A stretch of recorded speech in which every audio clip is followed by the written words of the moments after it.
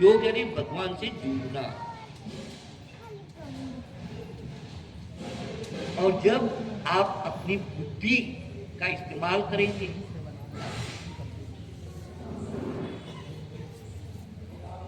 और ये बुद्धि कौन देते हैं, इसके बारे में भी हम जानते हैं पिछले अध्याय श्लोकों के माध्यम से भी, और आगे भी कृष्ण यही हमें समझाएंगे।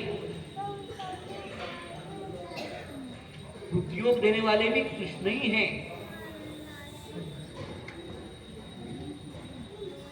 तेषां सत्तयुक्तानां भजतां प्रीतिपूर्वकं ददामि बुद्धियोगं तं येन माम् उपयान्ति ते। वहां भी आगे भी कृष्ण भगवान बुद्धियोग का ही शब्द इस्तेमाल कर रहे हैं। बुद्धियोग, तो बुद्धि का इस्तेमाल करो जो मैंने आपको दी है, और इसके माध्यम से आप गंतासी निर्वेदम व्यतितरिष्यति, एक जंगल पार कर सकोगे।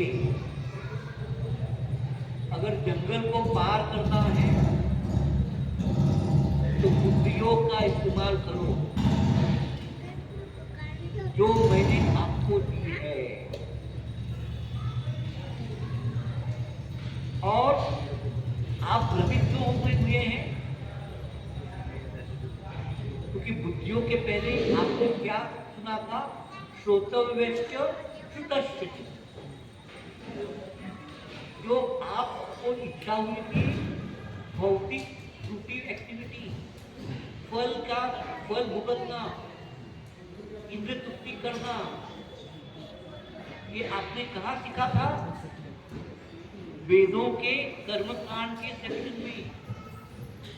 वेद है, वेद है जानना, क्या वेद ही भगवान से ही आते हैं। सब कुछ भगवान से आता है। आध्यात्मिक भगवान से आता है, भौतिक ज्ञान भी भगवान से आता है, आध्यात्मिक जगत भी भगवान का है, भौतिक सृष्टि भी भगवान ने निर्माण की है। अहम सर्वस्य प्रभवो मतः सर्वं प्रवर्तते इति मत्वा भजते मां बुधा भावत। बुधा जो बुद्धियोग का इस्तेमाल करता है वो बुधा बुद्धिमान है। आप यहाँ बैठे हैं, प्रभुपाद जी के शब्दों के माध्यम से श्रवण कर रहे हैं। जीवन का ध्येय क्या है? किस तरह से इस जंगल को पार करना है?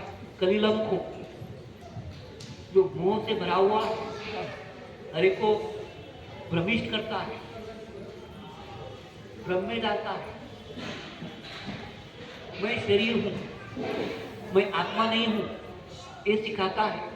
ये मोह जो नहीं है वो, ये हमने कहाँ सीखा है? रिचुअल्स, अनेक जो दिखाई देता है। रिचुअल्स हिंदी में क्या बोलते हैं?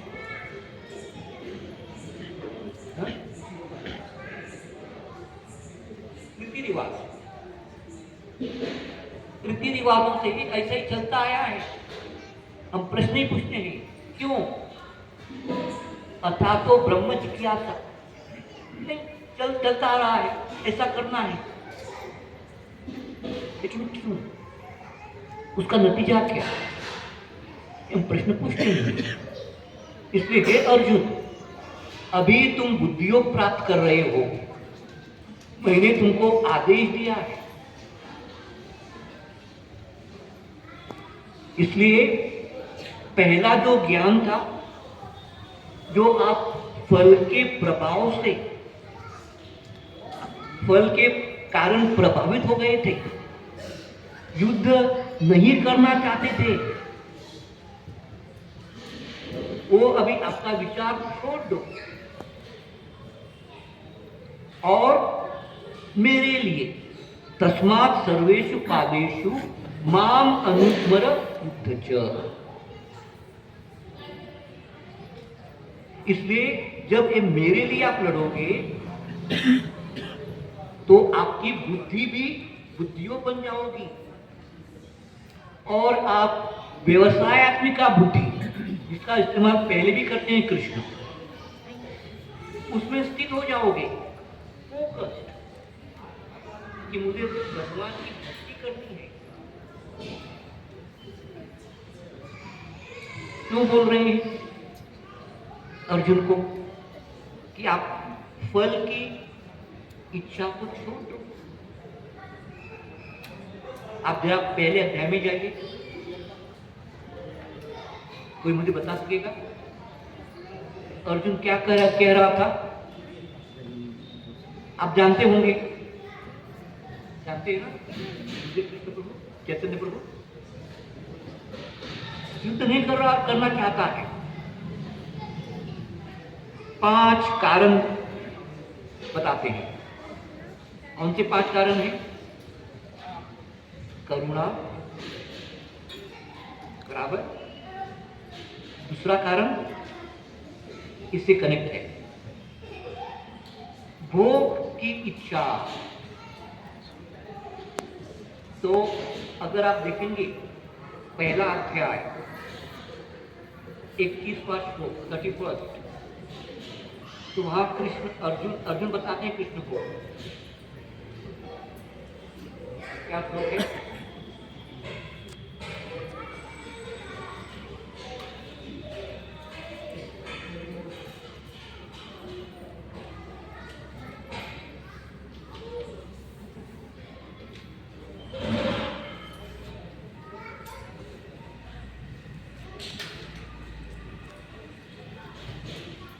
हे कृष्णा, इस युद्ध में अपने ही स्वजनों का वध करने से न तो मुझे कोई अच्छाई दिखती है और न मैं उससे किसी प्रकार की विजय, राज्य या सुख की इच्छा रखता हूं। और आगे कहते हैं, हे गोविंद, हमें राज्य, सुख अथवा इस जीवन से क्या लाभ? क्योंकि जिन सारे लोगों के लिए हम उन्हें चाहते हैं वे इस युद्ध भूमि में रख खड़े हैं। हे मधुसूदन, जब गुरुजन, पितृगण, पुत्रगण, पितामह, मामा, ससुर, पौत्रगण, साले तथा अन्य सारे संबंधी अपना अपना धन एवं प्राण देने के लिए तत्पर है और मेरे समक्ष खड़े हैं, तो फिर मैं इन सबको क्यों मारना चाहूंगा? भले ही वे मुझे क्यों न मार डाले। एक जीवों के पालक मैं इन सबों से लड़ने को तैयार नहीं, भले ही बदले में मुझे तीनों लोग क्यों न मिलते हैं। इस पृथ्वी की तो बात ही छोड़ दो, भला धृतराष्ट्र के पुत्रों को मारकर हमें कौन सी प्रसन्नता मिलेगी? इसके सार क्या है? अर्जुन कह रहे हैं, अगर वो मारे गए और मैं राजा बन गया, मुझे राज्य मिल गया, तो मेरा ऐश्वर्य देखने के लिए कौन देखेगा? मुझे आनंद देने वाले कौन हैं? ये सारे मर जाने वाले हैं, मेरे सगे सोरे मृत हो जाएंगे, तो मैं कैसे आनंद लूंगा उसे? मुझे आनंद चाहिए, सेंस ऑफ एंजॉयमेंट। जब वो जीते रहेंगे तभी वो मेरा आदर करेंगे, मुझे सम्मान देंगे। अरे इतने अच्छा राज्य कर रहे हैं, तो ये अर्जुन की अपेक्षा है, इसलिए मारना नहीं चाहता है, युद्ध करना नहीं चाहता है। तो पहला है करुणा, दूसरा है इंजॉयमेंट, ऐश्वर्य प्राप्त करना चाहता है, सबसे बढ़ावा चाहता है। तीसरा मेरे डायनेस्टी जो परंपरा है उसका नाश होने वाला है शायद। चौथा पाप का फल मुझे सफर करना पड़ेगा। और पांचवा इंडिसिजन, सोच नहीं सकते। ये 5 कारण है। तो इसमें से दूसरा जो कारण है वो उसकी जो इंद्रिय ग्रॉस में है, सटल है। हम भी जैसे सम्मान चाहते हैं दूसरों से, अरे वाह बड़ा व्यक्ति है, ऐश्वर्य है, ये शारीरिक या मानसिक जो विचार है जिसके लिए हम प्रयत्न कर रहे हैं, यहाँ अर्जुन भी वही कर रहा है। इसलिए उसको प्रवृत्त कर रहे हैं। आप ऐसा मत सोचो वो घना जंगल है, उसमें फंस मत जाओ।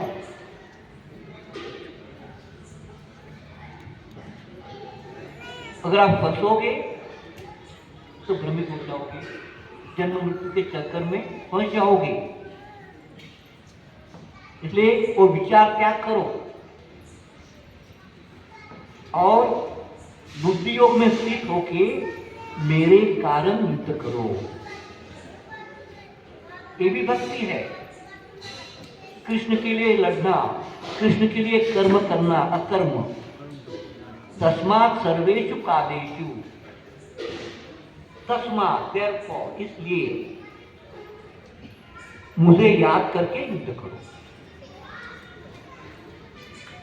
तो एक पहले जो हमारे लिए भी ये हमने ज्ञान कहां से प्राप्त किया है? मैं भोगना चाहता हूं, मैं सुखी बनना चाहता हूं। आत्मा का तो स्वभाव ही है सच्चित आनंद। लेकिन वही जो भाव है वो परवर्टेड है। हम अपने को शरीर मान रहे हैं, शरीर के सुख में खोज ढूंढ रहे हैं, खोज कर रहे हैं, और यही ज्ञान दे रहा है वेदों का एक साथ कर्मकांड। जैसे कि हमने कहा वेदों में सारा ज्ञान है, कर्मकांड है, ज्ञान कांड है, उपासना कांड है और भक्ति का सार है। लेकिन वो सही तरह से जानना चाहिए एक गुरु के माध्यम से। जो सही मार्ग जानता है उससे हम सीखते हैं।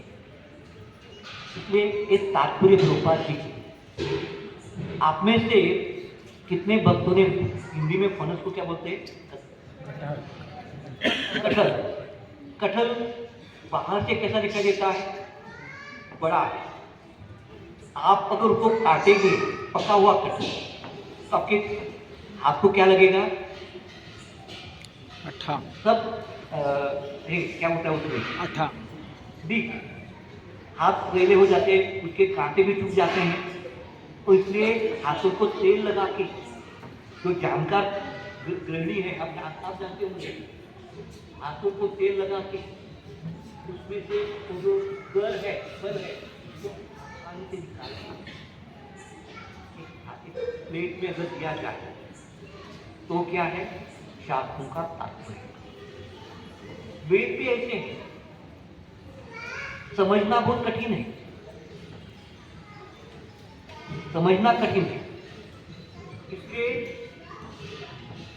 जो सिखाता है कैसे और सिखा के उसका जो सार है, यानी क्या कटहल का रस, वो फल मीठा रहता है। बाजार में हम देखते हैं फल बड़ा कटहल भी मिलता है, लेकिन वो काटना हुआ बहुत कठिन हो जाता है। तो लोग क्या कहते हैं, चलो फल ही ले लो। तो एक फल खाके हम आनंद आता है। इसी तरह एक तात्पर्य है। हमारे आचार्य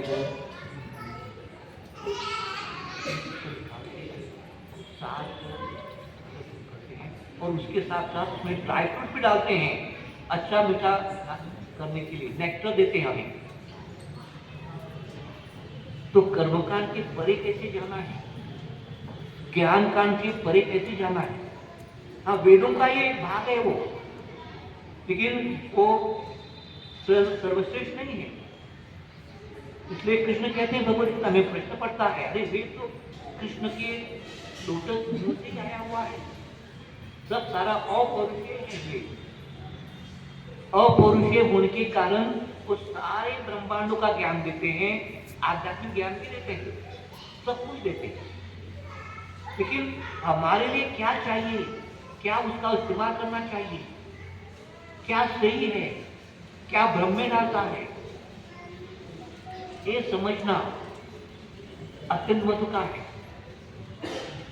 और ऐसे आचार्यों के, ऐसे गुरु के माध्यम से हमें सीख सकते हैं। तो अभी अर्जुन को कृष्ण गुरु के माध्यम से उपदेश कर रहे हैं।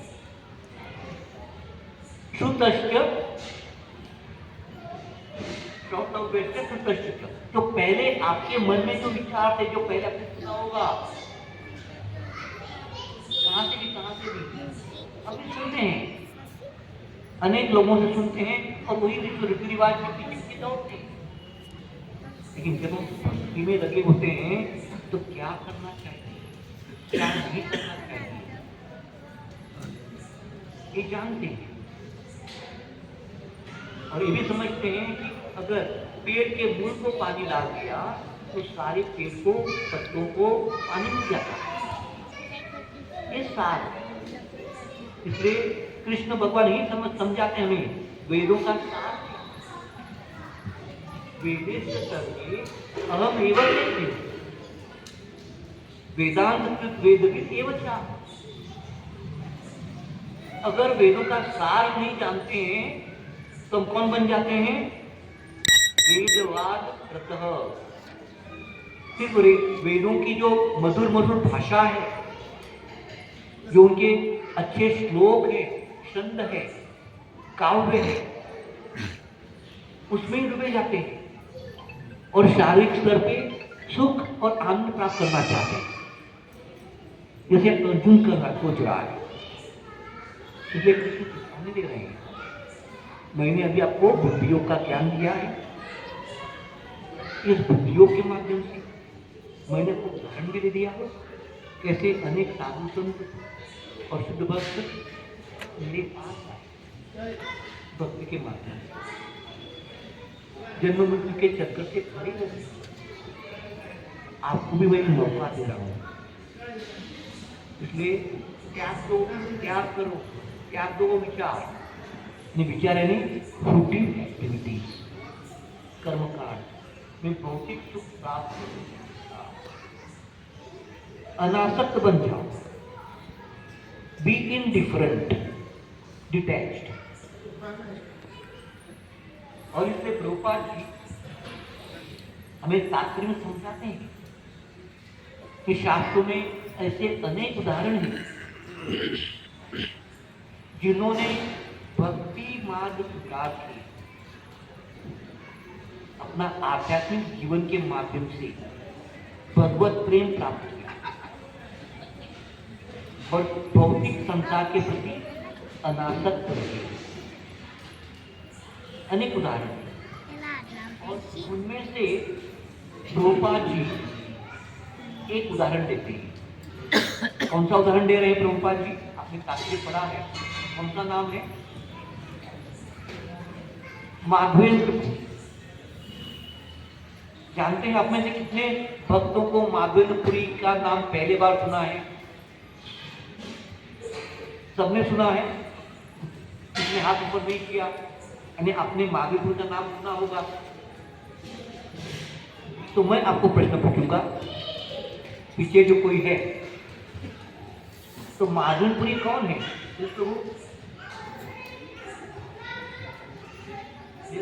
अपने तीनों में से कोई बता सकते कौन है माधवेंद्रपुरी?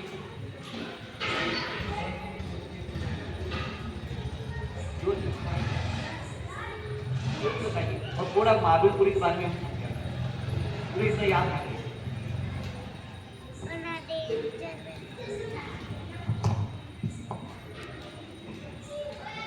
हरे कृष्णा, हरे कृष्णा। महावीरपुरी जी के लिए भगवान ने खीर चुराई थी, इतना मालूम। हाँ, महावीरपुरी जी के लिए भगवान ने खीर चुराई थी। अरे वाह वाह वाह, कहाँ की लीला है वो? प्रभु जी थोड़ा थोड़ा याद है। हरे कृष्णा, वो जगन्नाथपुरी में रहते थे और बड़े भक्त थे। उनकी कथा पहले काफी दिन पहले सुनाई थी, अभी पूरा याद नहीं है।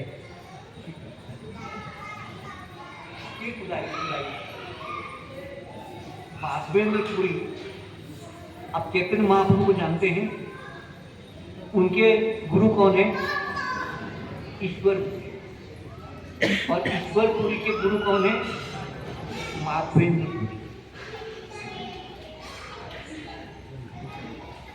कहा जाता है भक्ति का जो श्रेष्ठ भाव है,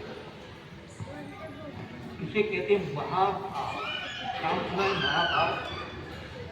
किस भाव में भक्ति करना है, द एपिटोम ऑफ भक्ति। ये कौन है? राधा रानी। तो ये महाभाव राधा रानी प्रकट करती है। इसके साथ साथ दो ऐसे व्यक्ति हैं जो महाभाव के उदाहरण हैं। कौन है? एक है माधवेंद्र पुरी और तीसरे हैं चैतन्य महाप्रभु। महाभाव और कुछ चैतन्य महाप्रभु राधा रानी के भाव नहीं है। तो राधा रानी, माधवेंद्र पुरी और चैतन्य महाप्रभु, एक भक्ति का श्रेष्ठ भाव क्या है ये हमें सिखाते हैं। उसका हम अनुसरण नहीं कर सकते हैं, वो प्रेरणा ले सकते हैं। उनकी तो शुद्ध भक्ति राधानुगा भक्ति है, प्रेमा भक्ति है। और हम कौन सी भक्ति कर रहे हैं? साधना भक्ति। और साधना भक्ति में भी नियम है। जैसे यहाँ गोपाल जी माधवेंद्र पुरी के विचारों के बारे में बताते हैं कि मैं विचार प्रार्थनाओं तुम्हारा जय हो, हे स्नान तुम्हें प्रणाम है, हे देव पितृगण अब मैं आप लोगों के लिए तर्पण करने में असमर्थ हूँ। वो क्या बोल रहे हैं कि मैं प्रार्थनाओं की भी मुझे जरूरत नहीं है, ये उनके विचार है। मैं प्रार्थनाएं भी नहीं करूंगा आप किसी को भी, मैं स्नान भी शायद नहीं करूंगा, मैं देव पितृ आदियों को तर्पण भी नहीं करूंगा, और मैं सिर्फ क्या करूंगा, जो यदिवंशी कंस के हत्या जिसने हम हंता की है कृष्ण, उसका नित्य हमेशा 24 घंटा स्मरण करूंगा, ध्यान करूंगा। जब ऐसा व्यक्ति 24 घंटा कृष्ण के बारे में सोचता है और बाकी कुछ भी नहीं करता है, उसके लिए ये श्लोक लागू है। आप ऐसा कर सकेंगे? नहीं कर सकते। लेकिन ये हमें ऐसे महाभाव, ऐसे जो भक्त हैं उनका क्या विचार रहता है, कैसे वो कृष्ण भक्ति में मग्न रहते हैं, कृष्ण प्रेम में मग्न रहते हैं, ये हमें समझाया जाता है इस श्लोक के माध्यम से। ये हमारे लिए प्रेरणा है कि प्रेम भक्ति क्या होती है। 24 घंटा, जैसे अर्जुन भी आप जानते होंगे, महाभारत में या एक ग्राम्य लीला है, कहा जाता है जब अर्जुन रात को सोता था तो उसके हर सांसों के श्वास के माध्यम से कृष्ण कृष्ण कृष्ण ऐसी आवाज आ जाती थी। क्यों? नित्य वो कृष्ण का स्मरण कर रहा था। इसलिए तो अर्जुन को भगवान कृष्ण पिता बताते हैं, सखा है, भक्त भी है। लेकिन ऐसे ही सखा को, ऐसे ही भक्त को निमित्त बनाते हैं, उनको भ्रम में डालते हैं, हमें तक गीता देने के लिए, भगवत गीता का उपदेश देने के लिए निमित्त बनाते हैं। तो हमें समझना चाहिए अर्जुन शुद्ध भक्त है, कृष्ण उनको इस स्थिति में डालते हैं कि किस तरह से एक गुरु और शिष्य का संवाद होना चाहिए, किस तरह से एक शिष्य ने श्रवण करना चाहिए और उस श्रवण का आदेश अपने जीवन में उतारना चाहिए। करिष्ये वचनम तव नष्टो मोहा कृतिर्लब्धा तत्प्रसादात् मया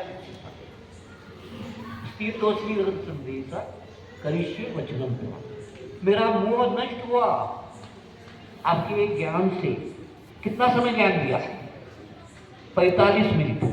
कहाँ दिया? कुरुक्षेत्र के युद्ध भूमि पर दोनों की सेनाओं के बीच भीष्म और द्रोणाचार्य के सामने, और कृष्ण कौन है? पार्थ सारथी हैं, सेवक हैं अर्जुन के, और ज्ञान दे रहे हैं। यही तो है भगवद गीता, वेदों का सार। वेदे च सर्वे हम एव विद्यो, वेदांत वेदविद एव चाहम।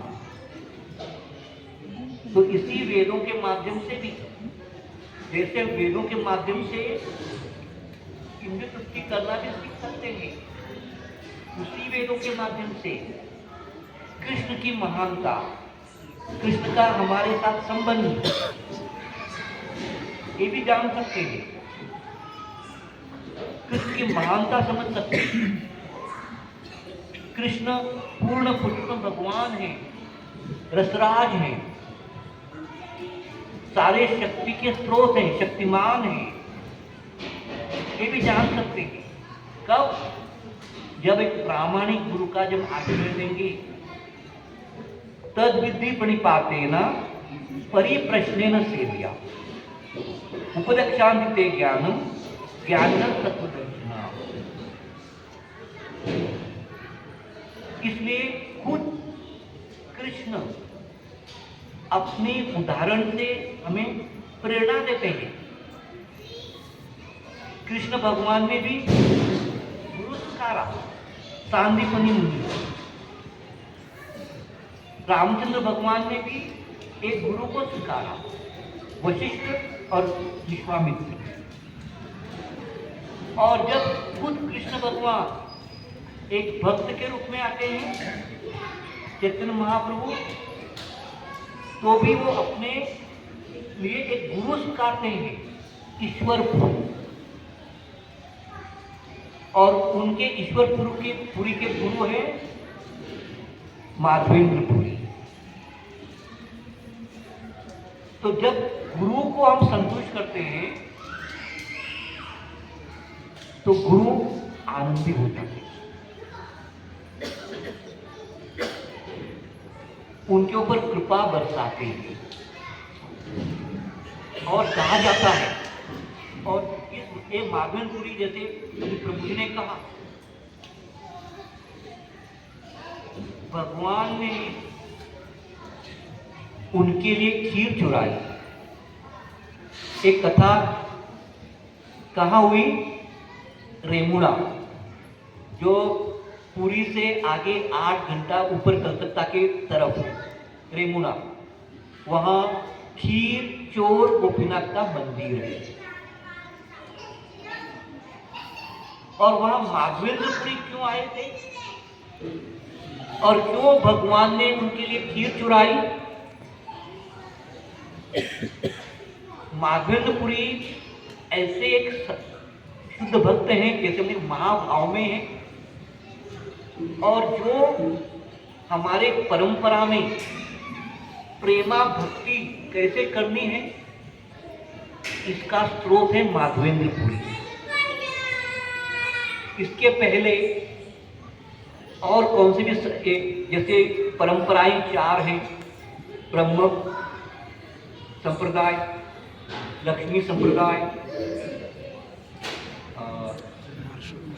रुद्र संप्रदाय और कुमार संप्रदाय। इस चारों संप्रदायों में माधवेंद्रपुरी के पहले, माधवेंद्रपुरी कहाँ आए? वो ब्रह्म संप्रदाय में आए, और उनसे ही प्रेम भक्ति क्या है, कैसे करनी है, इसकी शुरुआत उन्होंने की। उसके पहले भगवान की भक्ति मान सम्मान ऐश्वर्य भाव में की जाती थी, या साधना भक्ति। तो प्रेम भक्ति कैसे करनी है? ये सिखाया माधवेंद्रपुरी ने। और अपने उदाहरण से प्रेम क्या होता है। जो एक व्यक्ति है जिसे हम प्रिय मानते हैं, उसके संतुष्टि के लिए सब कुछ करना, त्याग करना, कौन सी भी कठिनाई सहन करना।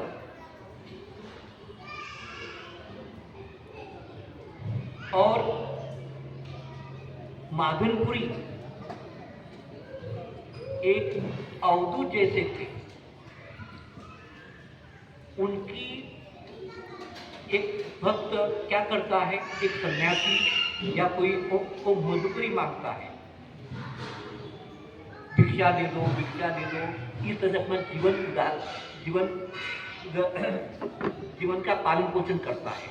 लेकिन माधवेंद्रपुरी इतने ऊपर के स्तर पे थे कि रक्षासी इति विश्वासो गोपत्रवे वर्णन कथा।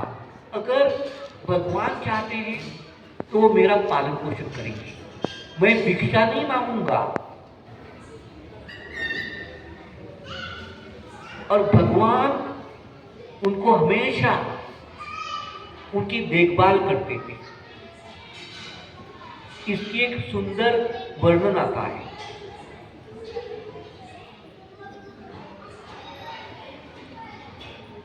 वृंदावन, वहां वो वास करते थे। तो एक दिन ऐसे ही भूखे बैठे थे, कुछ पिया नहीं था, कुछ खाया नहीं था। पेड़ के नीचे ऐसे ही जपा कर हरे कृष्ण कृष्ण कृष्ण हरे हरे, हरे राम राम राम हरे हरे, ऐसा जप कर रहे थे। दिनों दिन अनेक दिन वो भी उपवास करते थे, पानी भी नहीं पीते थे। कृष्ण अगर मुझे देना चाहते तो वो देंगे, नहीं तो मुझे प्यासा रहना है, भूखा रहना है, हम इसे करेंगे। इमिटेशन भी नहीं करना चाहिए। तो अचानक एक सुंदर सा बालक सामने आता है। बाबा जी, आप तो वृंदावन में आए हैं, इस वृंदावन में कोई भूखा नहीं रहता है, आपने कुछ खाया नहीं ऐसा लगता है। तो माधवेंद्रपुरी बोले, आपको कैसे मालूम हुआ? नहीं, ये जो स्त्रियां थी जो पानी भर रही हैं, उसने ही कहा, उन्होंने कहा कि बाबा जी कई दिनों से आप बैठे हैं, भूखे हैं शायद, आप जाके पूछो। इसलिए मैं देखिए आपके लिए दूध लीजिए ना, दूध पीजिए। तो माधवेंद्रपुरी धन्यवाद देते हैं। सुंदर बालक है, श्यामल रंग है, तेज है, लेकिन सोचते नहीं है अरे ये बालक नहीं होगा शायद। बोलते हैं धन्यवाद, और उसका भी प्रभाव होता है, कृतज्ञ होते हैं, धन्यवाद देते हैं, आभारी होते हैं। तो छोटा बालक, मैं आता हूँ, थोड़ा जाता हूँ, खेल के आता हूँ, तब वो आप पीजिए, और आपके जो पॉट है वो मैं पॉट लेके वापस लेके जाऊँगा। पीते हैं और जपा करते बैठते हैं। और जब जपा करते हैं तो सोचते हैं बालक इतना सुंदर है, कौन होगा वो, शायद कहाँ से आया। और याद आती है। और अचानक थोड़ी सी नींद आती है, और नींद में यही बालक उनके साथ स्वप्न में आते हैं। माधवेंद्रपुरी, ओ माधवेंद्रपुरी, मैं गोपाल जी हूँ, गोपाल जी, और मुझे उस पर एक हिल टेकड़ी के ऊपर छिपाया है। जब यहाँ मुसलमान आए थे तो मेरे पुजारी ने मुझे वहां छिपाया और भाग गए थे। मुझे बहुत दर्द हो रहा है, मैं व्याकुल हूँ, हैरान हूँ, तो आप मुझे वहां से निकालिए। अच्छा, हम जहाँ जाते हैं, अरे ये तो गोपाल जी थे और मैंने उसको पहचाना नहीं, कितना कम नसीब हूँ मैं। सामने आए थे, मैंने उनको कुछ भी नहीं किया, उनको उनका चरण स्पर्श नहीं किया, उनका गुणगान नहीं किया, अपने को दोष भी नहीं दिया। और जाते समय गोपाल जी ने बोला था, एक जो टेकरी है वहां जाइए, वहां रोज एक गाय आती है और वहां अपना स्तनपान करती है और दूध देती है। ढूंढते ढूंढते जाते हैं, देखते हैं सही है, बहुत बड़ा जंगल है, अकेले कुछ नहीं कर सकते हैं, दूसरों को बुलाते हैं, एक्सकेवेट करते हैं और बड़ी सुंदर गोपाल की अर्चन ग्रह देखते हैं, उसको स्थापित करते हैं। बड़ा बड़ा त्योहार है जो हम चर्चा करते हैं। अन्न क्या है, गोवर्धन लीला का अन्नकूट वो करते हैं। इसकी पहली शुरुआत है, सब सारा रूल्स एंड रेगुलेशंस करते हैं, भगवान की पूजा कैसे करनी है वो सिखाते हैं और वापस भगवान उनके सपने में आते हैं। हे माधनपुरी, अनेक साल में मिट्टी के अंदर था, इसलिए मेरे शरीर से हीट उत्पन्न हो रहा है, हीट यानी गर्मी, इसलिए मुझे थोड़ा ऐसा कुछ चाहिए जिसमें आई कैन गेट नहीं होता, मुझे कुछ ठंडा सा तो नीलाचल चाहिए और मेरे चंदन लेके आए सपने में। कहाँ है वृंदावन मथुरा और कहाँ है उड़ीसा जगन्नाथपुरी, नीलाचल यानी जगन्नाथपुरी, करीबन 2000 किलोमीटर का रास्ता। तब न तो विमान था, न तो ट्रेन थी, न तो बस थी, और माधनपुरी पर बूढ़े थे। विचार नहीं किया, अचानक तैयार हो गए, मुझे जाना है, जल्दी जाना है।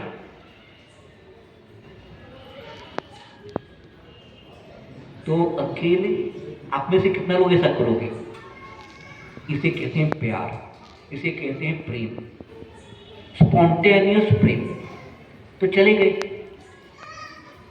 तो चलते चलते चलते रेमुना पहुंचे, वहां गोपीनाथ जी का मंदिर था और वहाँ का जो उसे कहते हैं अमृत केली पायसम बहुत अच्छा था, बहुत फेमस था। हर रोज गोपीनाथ जी को 12 हंडिया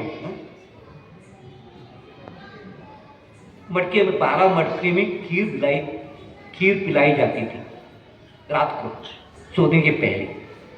और माधवनपुरी एक दृश्य देख रहे थे, तो उनके मन में अभी भगवान को ऑफर नहीं हो रहा था, खीर पुजारी लेके जा रहे थे, तो उनके मन में विचार आया, अरे अगर कितना ही मधुर होगा, उसकी रेसिपी क्या है, वो कैसी बनाई जाती है, अगर मैं चख लूं तो शायद मुझे मालूम हो जाएगा।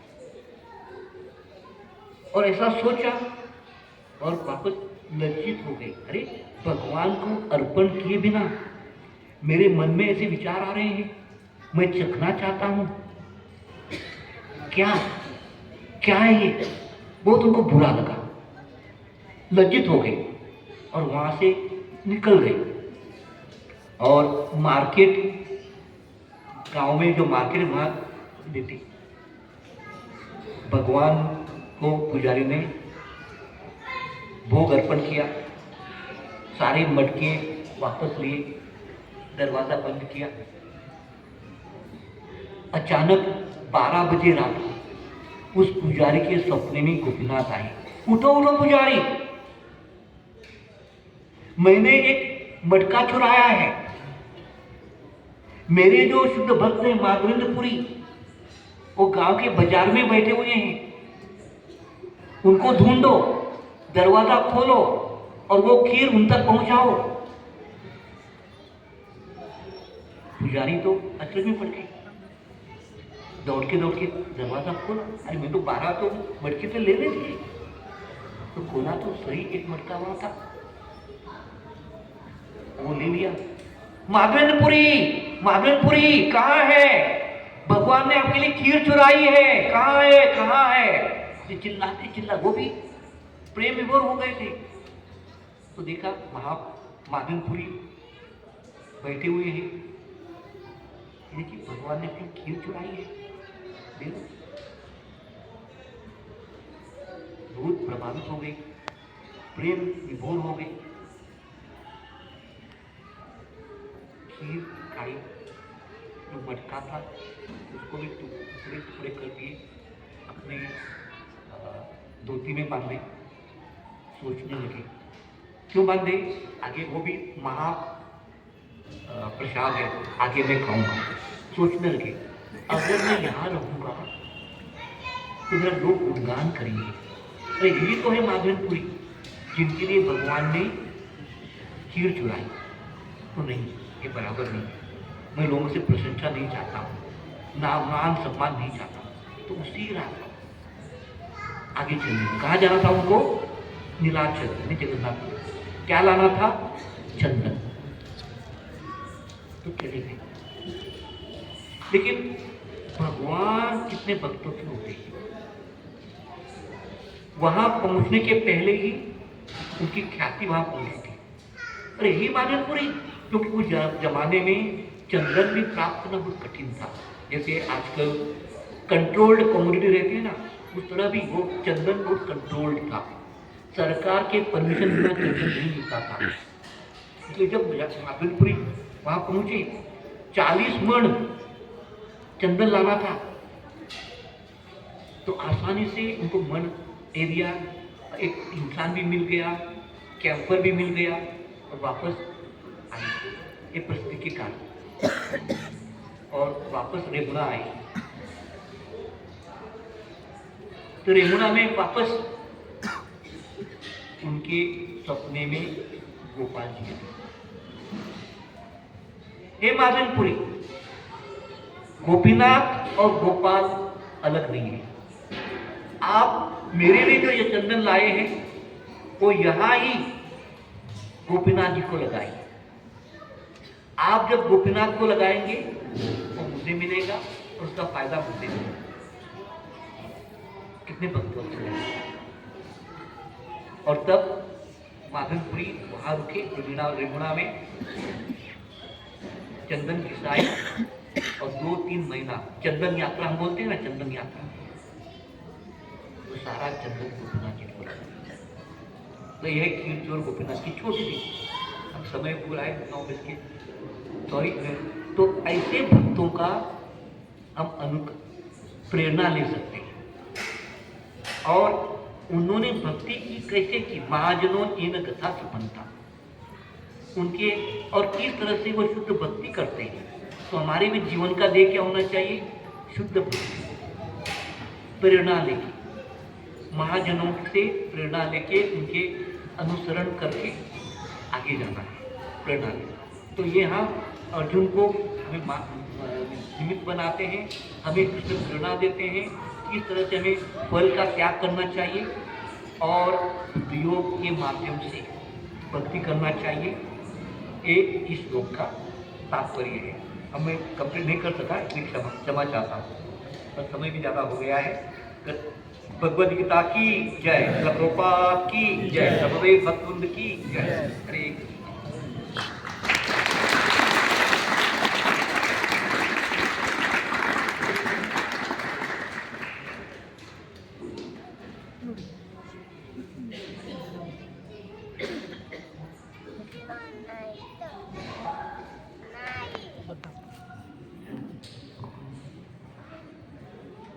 हरे कृष्ण। बहुत बहुत धन्यवाद प्रभु जी।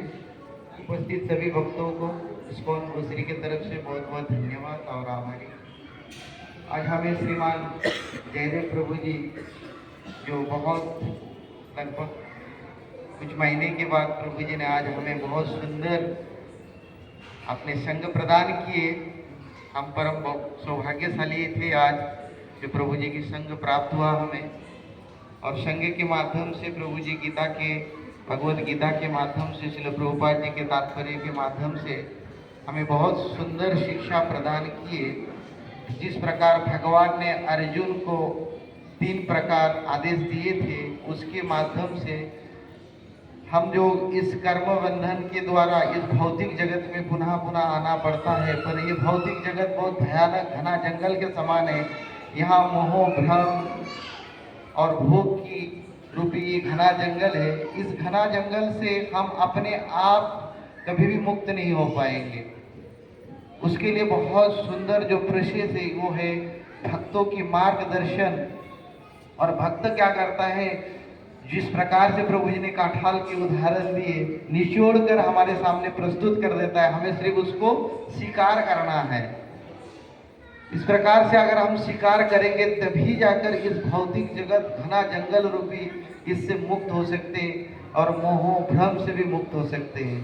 तो प्रभु जी ने बहुत सुंदर मधुर वाणी के द्वारा और हमारी जो भाव किस प्रकार को हम साधना भक्ति से भाव के स्तर पर जाने वाले भक्तों का, तो प्रभु जी ने जैसे माधवेंद्रपुरी के बहुत सुंदर उदाहरण प्रस्तुत किए और हमें मार्गदर्शन कराए। इसीलिए प्रभु जी को इस्कॉन भोसरी की तरफ से एक बार हृदय पूर्वक हरे कृष्ण महामंत्र बोलकर आभार प्रकट करेंगे।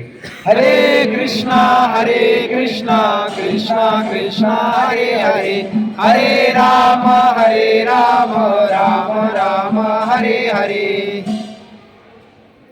और आज सर्वप्रथम बार कोई भक्त यहाँ आया है इस सत्संग में, तो अपने स्थान पर 1 मिनट के लिए खड़े हो जाइए ताकि